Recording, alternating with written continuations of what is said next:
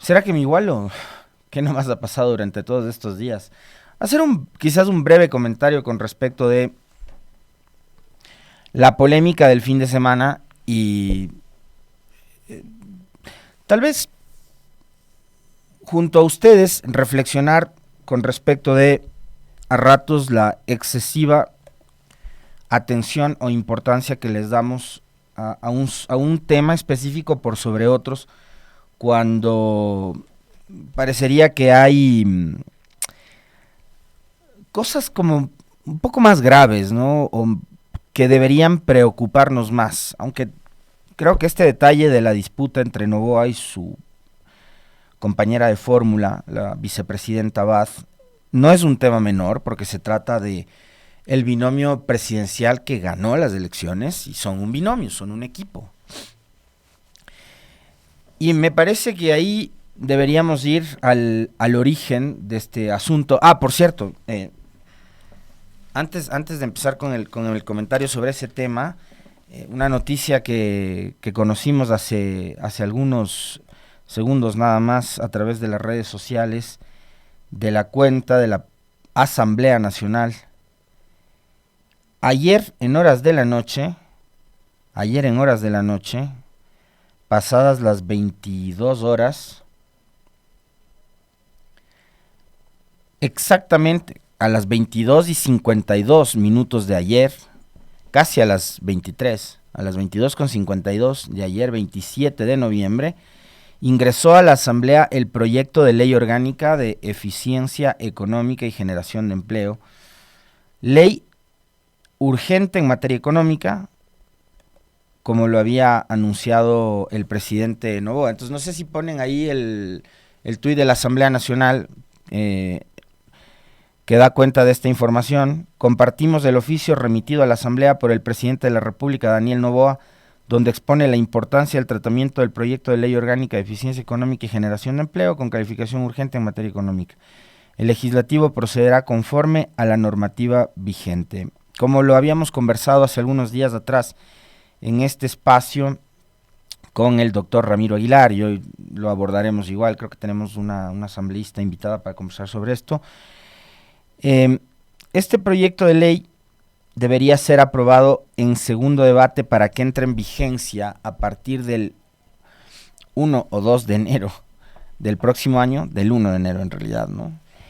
Debería ser aprobada antes del 27 de diciembre. Se ingresó ayer, tiene 30 días, 27 de diciembre. Y para que entre en vigencia, a partir del próximo año, esta ley tiene que estar publicada en el registro oficial antes del 31 de diciembre. Es decir, 4 días después de su aprobación en la Asamblea. Y como lo decía Ramiro Aguilar, lo que debe pasar es que los legisladores tienen que volar. Tienen que acortar todos los tiempos si lo que quieren es facilitar la aprobación de este proyecto de ley. Y si es que consideran que no requiere de tantas modificaciones o de tantos cambios al texto original enviado por el presidente Noboa durante la noche de ayer. ¿Esto qué significa? Que los legisladores, insisto, probablemente van a tener que usar para que las cosas operen de esa manera y entren en vigencia desde los primeros días de enero, van a tener que apurar sus propios tiempos, es decir, ni siquiera llegar al límite de los 30 días, quizás aprobarla antes. Y que salga, además, esa ley aprobada de la Asamblea perfecta, como para que el presidente además no se tome el tiempo que le da la ley para hacer observaciones, objeciones o vetar la ley. Para que no exista veto presidencial, la ley tiene que salir de la Asamblea perfecta. Y ahí sí, todo lo anterior que les decía, publicación en el registro oficial hasta o antes del 31 de diciembre y plena vigencia a partir del próximo año. Así que con esa noticia también con esta noticia amanecemos hoy, y será materia de análisis cuando también podamos conocer cuál es el contenido del proyecto de ley, porque ahora lo único que conocemos es que ha sido presentado el proyecto de ley, que ha ingresado a la Secretaría de la Asamblea, pero no sabemos qué contiene, ¿no? No sabemos si hay modificaciones en los temas contractuales de los trabajadores, qué tipo de beneficios o incentivos tributarios van a tener, por ejemplo, las empresas, como lo ha dicho el propio presidente Noboa, que contraten jóvenes, en fin, habrá que revisar a detalle y poco a poco el contenido de este proyecto de ley. Eso seguramente lo vamos a abordar y lo vamos a tratar la mañana del miércoles, ¿no? Mañana trataremos cuando ya podamos tener pleno conocimiento con respecto de el contenido. Ya me han compartido el texto del proyecto de ley. Agradezco infinitamente. Me imagino que eso es, ¿no? Así que muchísimas gracias a los amigos y colegas que me han compartido el texto de la ley ley urgente enviada ayer por el presidente Noboa. Muy gentiles.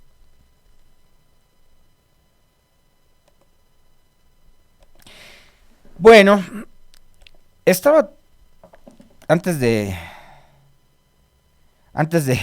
arrancar ya con el comentario, perdón, antes de informarles sobre esta novedad que fue publicada hace 10 o 15 minutos por la Asamblea Nacional, estaba abordando el tema de la vicepresidencia. Y yo les planteo ir al origen de esta situación. Para muchos, que les he leído, les he escuchado también sus análisis, gente que hace no necesariamente periodismo o, digamos, comunicación desde el punto de vista periodístico, sino también analistas que emiten sus criterios en podcast, en TikToks, en Twitter también, o en X, como ustedes prefieran llamarle a esa red social. Uno en el buscador tiene que poner Twitter para que le aparezca. Han referido esto que yo también les planteo como punto de partida. Y es, ¿por qué, por quién, cómo es que Daniel Noboa, durante el proceso de inscripción de las candidaturas, eligió y designó a la señora Verónica Abad como su compañera de fórmula y acompañante en la papeleta como candidata a la vicepresidencia de la República? Una vez más, me parece que en este caso en particular hay que reflexionar sobre el rol de las organizaciones políticas y la seriedad con la que las mismas organizaciones políticas y los actores políticos están asumiendo los procesos electorales en este país. Más todavía cuando se trata de una elección presidencial y todavía más en unas circunstancias como las que atraviesa el Ecuador. Un país que está ahogado por la crisis social, económica y también crisis de seguridad y violencia. Un país que no daba más con el gobierno de Lasso.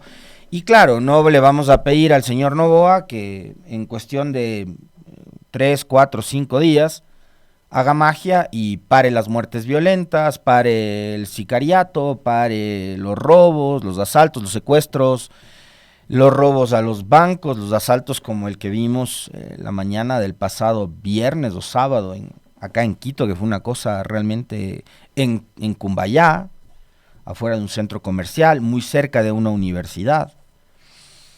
No le vamos a pedir a Noboa que eso solucione en 3, 4 días, ¿no es cierto? Pero sí esperamos que el nuevo presidente y su nuevo equipo de gobierno encargado de la seguridad vaya haciendo lo necesario y planteando las estrategias adecuadas y que sean eficientes además para por lo menos reducir en buena medida este escenario tan desastroso que nos deja Guillermo Lasso, a pesar de que él cínicamente en su libro 900 días, dice que nos deja un país de fantasía, lo cual no es verdad.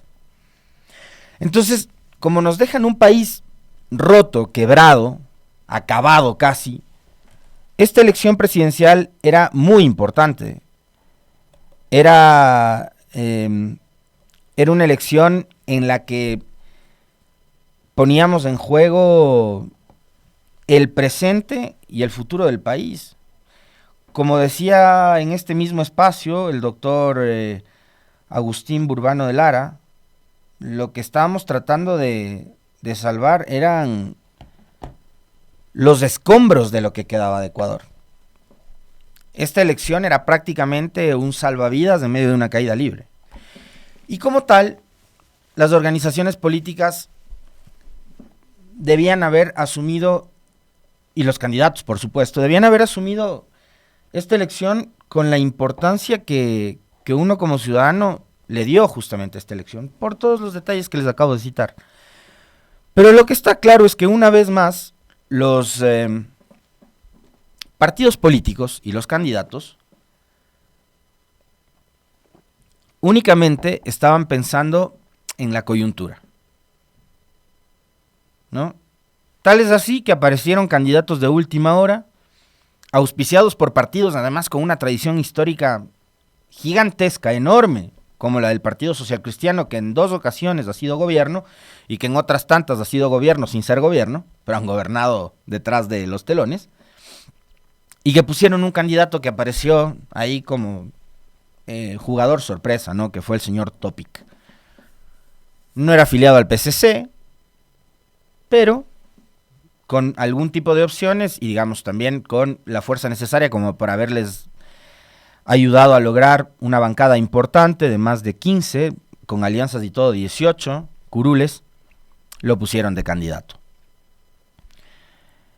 El caso de Daniel Noboa no es tan diferente porque él llega por organizaciones políticas que se convirtieron también, como muchas otras, como Reto que auspició al señor Herbas o las que auspiciaron a Yacu Pérez, que tampoco era afiliado ni a la Unidad Popular ni al otro partido por el que se lanzó, que ya ni me acuerdo cuál era, o como Otto Sonnenholzner, que tampoco es afiliado a Suma y que tampoco era afiliado a Avanza, pero lo pusieron de candidato y de tales, ¿no?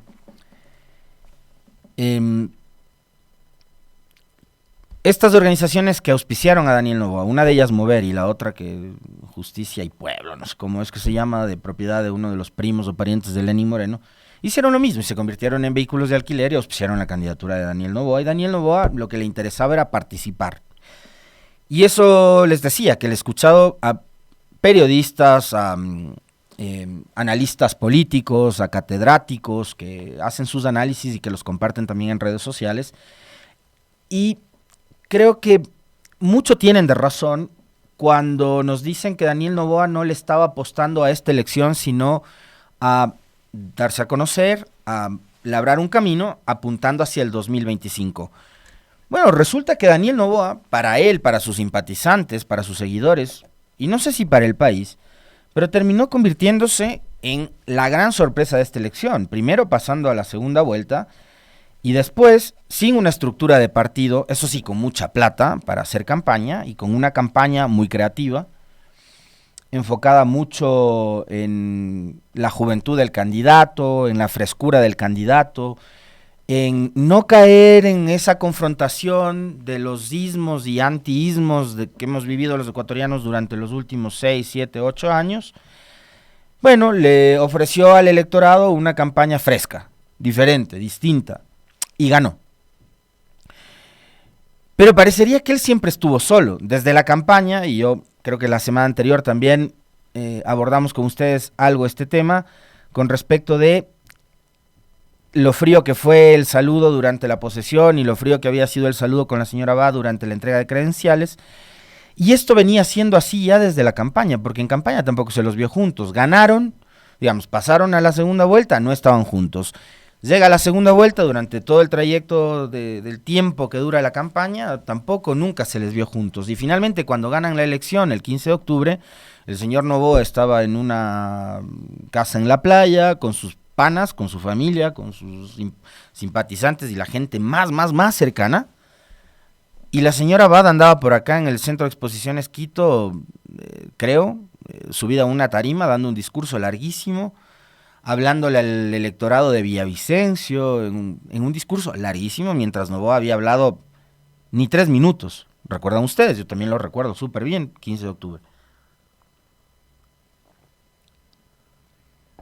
Entonces la pregunta es, ¿por qué, por quién y cómo es que Daniel Noboa eligió a Verónica Abad? Quien a esta hora se ha convertido en un personaje, daría la impresión,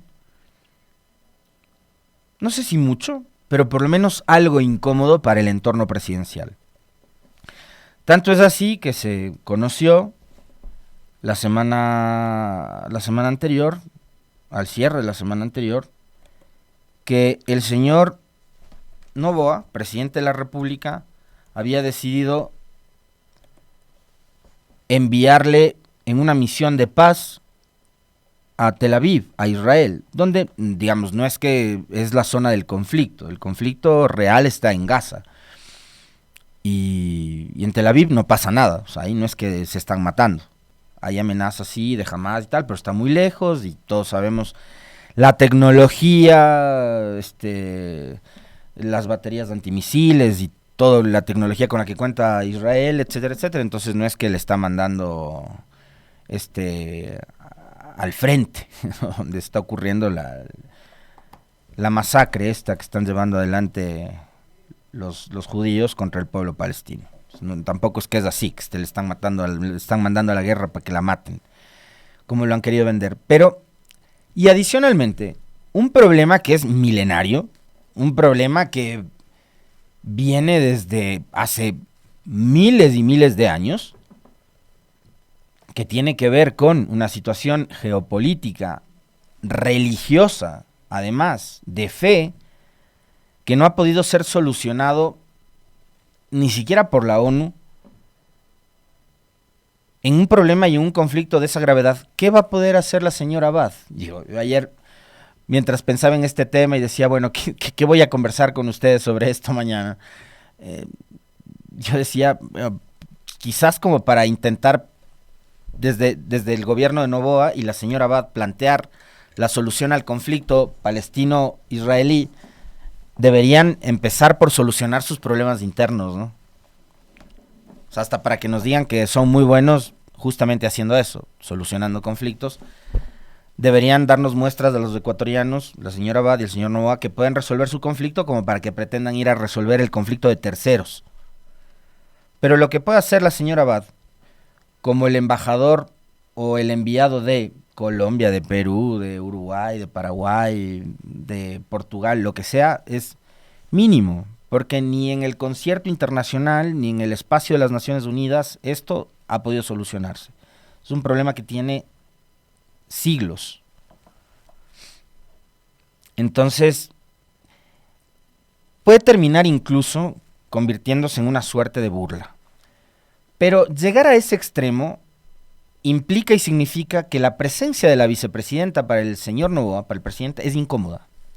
Ahora, yo les decía, si nos vamos al origen, ¿por qué la eligió a ella como candidata a la vicepresidencia, su compañera de fórmula? ¿Por qué la eligió a ella para completar el binomio? La pregunta ahora es, ¿por qué la quiere mandar al congelador en Tel Aviv, alejándola de su entorno? ¿Por qué la señora Abad para el presidente Noboa y para el gobierno es un riesgo? Es una gran pregunta que ni el presidente Noboa ni la señora Abad le han dicho al país. Para hoy, a las 10 de la mañana, entiendo, está convocada una rueda de prensa y estará, me imagino yo, el país político pendiente de esto, porque no creo que sea todo el país, porque a la gran mayoría de ecuatorianos lo que les interesa es lo importante, es llenar la olla, tener con qué alimentar a los hijos, pagar las cuentas, pagar las deudas, salvar su vida, salir a trabajar y regresar con vida a su casa. Esas son las prioridades de la mayoría de ecuatorianos. Pero el mundo político, el círculo rojo, estará pendiente de lo que diga la señora Abad. Hoy, la vicepresidenta constitucional de la República del Ecuador invita a su prestigioso medio de comunicación a la rueda de prensa en la que se dará a conocer temas importantes sobre la institución. Fecha 28 de noviembre, hora 10 de la mañana, lugar hall de la vicepresidencia, dirección ya ustedes conocen dónde es la vicepresidencia.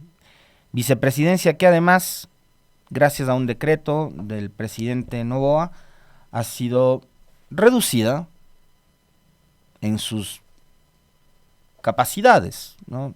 Entiendo que va a haber reducción de personal, porque así lo ha decidido el presidente Noboa, y habrá que ver también si sobre eso dice algo la vicepresidenta Abad, sobre el encargo, más allá de el video que subió durante el fin de semana hablando sobre el 25 de noviembre, la lucha en contra de la violencia a la mujer,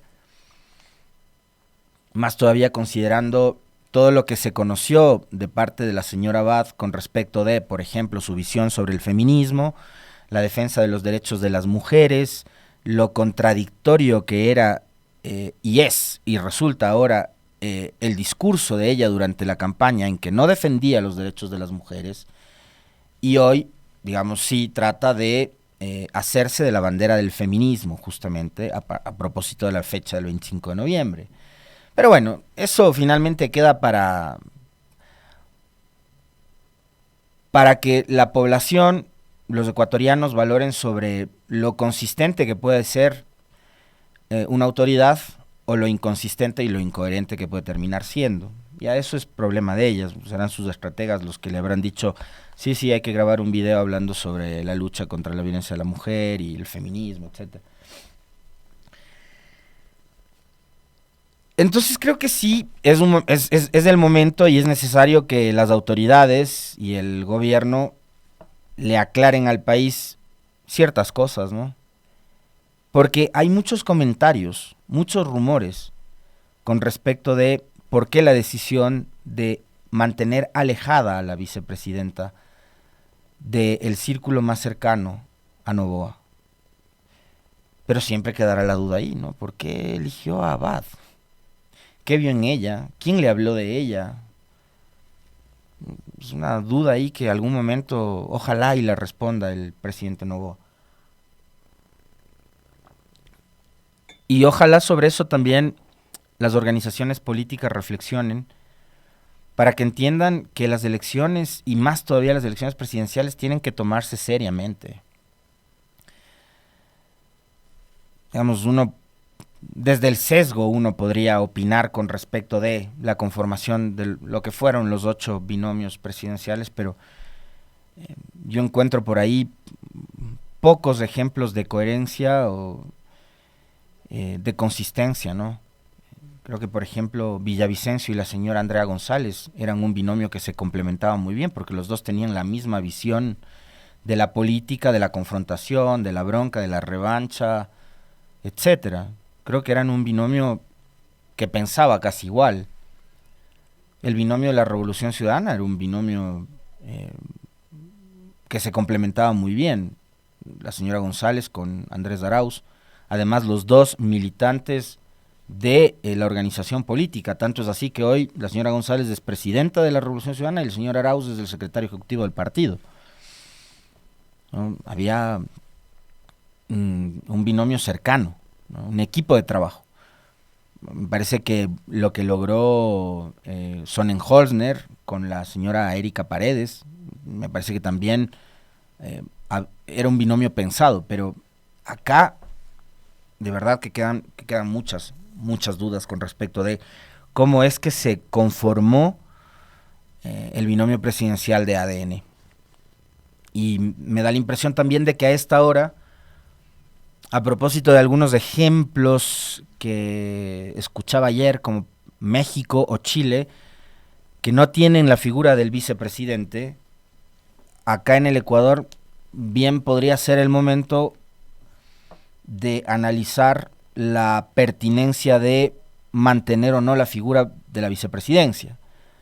Más todavía viendo lo que ha pasado, por ejemplo, durante los gobiernos de Lenín Moreno y de Lasso. Lenín Moreno tuvo 4 vicepresidentes. Jorge Glass, con el que ganó la elección y a quien lo traicionó, aparte de traicionar a todo el proyecto político, y lo mandó a la cárcel. La señora María Alejandra Vicuña, que fue la que encabezó la consulta popular del 7 veces sí, que era correísta a muerte y que después terminó también virándose. Después vino Sonnenholzner. Y por último vino una señora de apellido Muñoz, me parece que es la que nos trajo las bendiciones del Papa Francisco. Es lo único que hizo durante todo su paso por la vicepresidencia. Y después en el gobierno de Lasso, un vicepresidente inexistente. Porque además, según la Constitución, la vicepresidencia no tiene más encargos que los que le entrega el jefe de Estado. Artículo 149 de la Constitución de la República. La vicepresidenta o vicepresidente de la República, cuando no reemplace al presidente o presidenta de la República, ejercerá las funciones que ésta o éste le asigne. Es decir, si el presidente le asigna al vicepresidente o la vicepresidenta, no sé, ir a cazar moscas, pues tiene que ir a cazar moscas porque ese es el encargo que le da el presidente. Estoy bromeando, ¿no? Pero las funciones del vicepresidente es hacer lo que le delega el presidente. Punto. No tiene más funciones, ni competencias, ni atribuciones. Y la otra es reemplazar, artículo 146, en caso de ausencia temporal de la presidencia de la República, reemplazar al presidente. Punto. Esa es toda la misión que este librito, que es la Constitución, le da al vicepresidente. Hacer lo que el presidente le mande. Entonces, capaz y bien valdría la pena en este momento discutir sobre la pertinencia o no de tener un vicepresidente. Un vicepresidente como Borrero. ¿Qué hizo? Lo más trascendental del paso de Borrero por la vicepresidencia fue la boda del hijo en el centro de Quito. Cuando fueron a limpiar de pobres las inmediaciones de la iglesia y del hotel donde se casaba el hijo con una modelo de alguna marca de ropa, creo era, ¿no?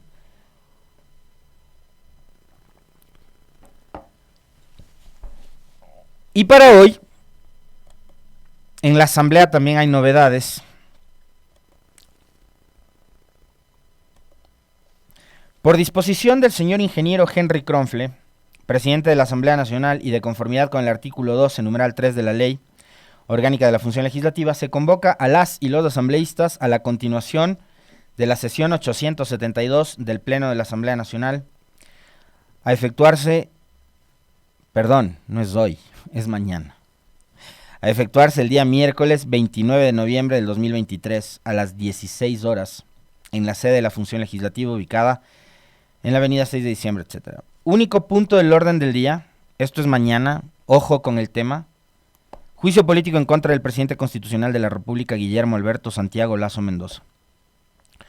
Puede ser simbólico, pero al mismo tiempo también puede resultar muy necesario que un presidente que le dejó al país en una situación catastrófica sea censurado, ya no destituido, pero sí censurado por la Asamblea Nacional. Más todavía cuando este señor se fue advirtiéndonos, esta sí es una amenaza, y una amenaza de terror, de susto, amenazándonos a los ecuatorianos con que el 2025 va a volver, ¿no? Entonces, de una vez, ahora sí, ojalá la Asamblea Nacional logre contar con más de los 92 votos que se requiere para censurar a lo que fue el peor presidente de la historia que ha tenido este país. Un presidente que en el libro 900 mentiras le dijo al Ecuador, que además no es de su autoría, sino que es una recopilación de información de todos los ministerios, este es el país de las maravillas. Y resulta que no es tan así. Ayer, en un mensaje al país, el nuevo ministro de Finanzas y el presidente Noboa nos han dicho cuál es la situación de terror en la que han asumido el gobierno y las cuentas públicas.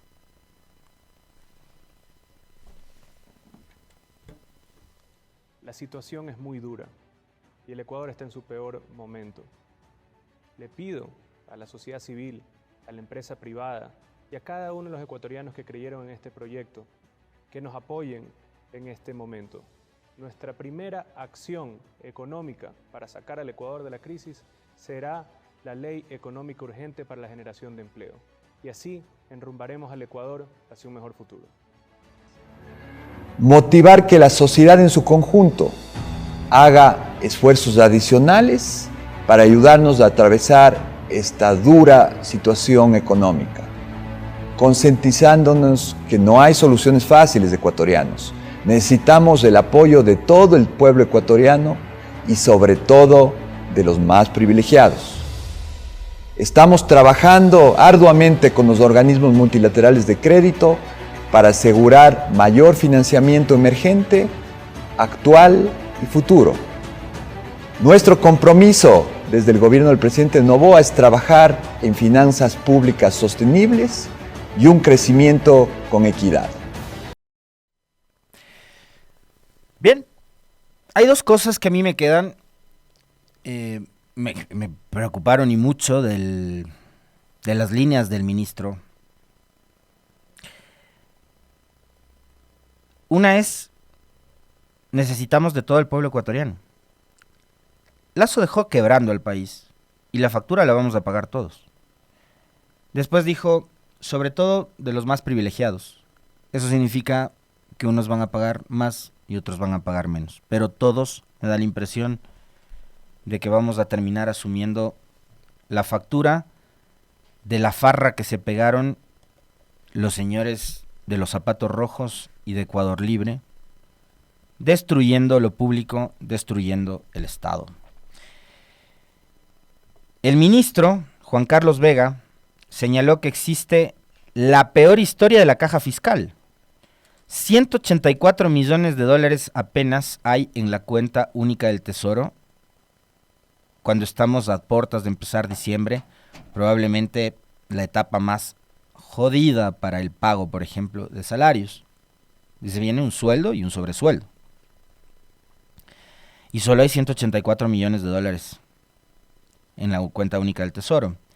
Y hay atrasos por 2.872 millones de dólares con el IES, con los gobiernos autónomos descentralizados, como por ejemplo alcaldías, prefecturas y juntas parroquiales, lo que significa además que también, y ha implicado que varias prefecturas no puedan pagar salarios a sus trabajadores y no puedan seguir invirtiendo en sus territorios, los municipios, las juntas parroquiales y las prefecturas. Y adicionalmente a los GAF, también otras instituciones. Y los proveedores del Estado que han estado protestando durante largo rato afuera de las instalaciones de la plataforma financiera. El ministro también indicó que el déficit fiscal proyectado para el cierre del año 2023 superará los 5.000 millones de dólares, es decir, el 5% del Producto Interno Bruto del Ecuador. Además mencionó que el total de la deuda es de 63.000 millones de dólares entre deuda externa y deuda interna. Esto es gravísimo. El país tiene una caída del 9% del ingreso per cápita en los últimos 10 años. ¿Eso qué significa? Que los ecuatorianos somos más pobres. O bueno, tenemos menos ingresos. Es un país extremadamente empobrecido, dijo el ministro Vega, y agregó que el riesgo país está acercándose a los 2.000 puntos básicos, lo cual excluye al Ecuador de los mercados normales de deuda y complica la atracción de inversiones. Por eso es que han salido ayer el ministro de Finanzas y el presidente Noboa a explicar la situación calamitosa en la que deja el gobierno de Lasso el país y a decirnos que nos toca poner de lado, ¿no? Poner de parte. Nos toca poner de parte a todos los ecuatorianos, lo que implica también que esa reforma tributaria podría contener de alguna manera algún incremento de impuestos. Como les digo, para unos más, para otros menos. Pero es un hecho de que todos los ecuatorianos vamos a terminar pagando la farra del presidente que se fue a 36 viajes, que estuvo por las alfombras rojas, viajando en el lujo socialista, de fiesta en fiesta, de cóctel en cóctel, de farra en farra.